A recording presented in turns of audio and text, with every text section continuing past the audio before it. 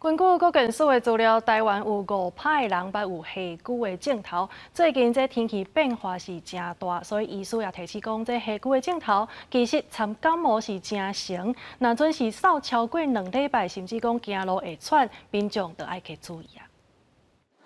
最近当是春天甲热人转换的时阵，天气变化大，袂少人会感冒。但是若扫超过2礼拜，会喘、胸坎杂杂、爱说字，有可能是下蛊。若是发烧感冒，拢会有一个响响的声音，然后一直大概感冒就要住院，大约要半年左右安尼，才去免疫风湿科追踪。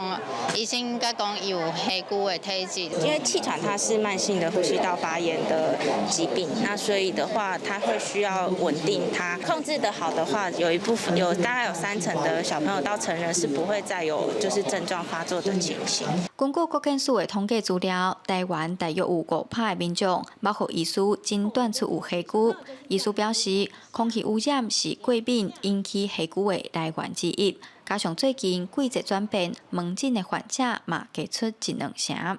对下蛊的患者，伊咧天气变化足敏感的。第2点啊，亲像迄空气污染的问题啊，嘛是定定会影响到阮这下蛊喘的患者的控制安尼。所以这2项啊，拢爱足注意的。医师指出，下蛊镜头有轻有重，初期的下蛊若无好好控制，肺部发炎变严重，有可能会影响肺的功能。医师提醒民众，若扫袂离、有痰、行路震动都会喘，爱量早去看医生，千万唔通拖。记者杨淑晴综合报道。